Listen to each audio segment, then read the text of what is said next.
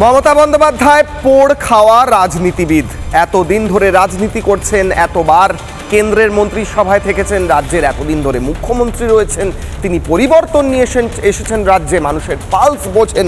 অবশ্যই তার সঙ্গে কি বোঝেন আর কি জানেন তো তার সঙ্গেই তিনি জানেন নিজের দলের নেতা মন্ত্রীদের কার্যকলাপ। তিনি বলেন তো আমার সবটা জানা আছে।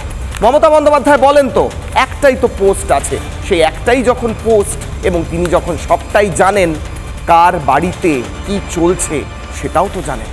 তাই জন্যই মমতা বন্দ্যোপাধ্যায় হয়তো সেই দূরদৃষ্টিতা এবং সেই ইনফরমেশন যা তার কাছে আছে, সেই ইনফরমেশনের মাধ্যমে আগে থেকেই বুঝে যান যে এজেন্সি কখন কি করতে চলেছে।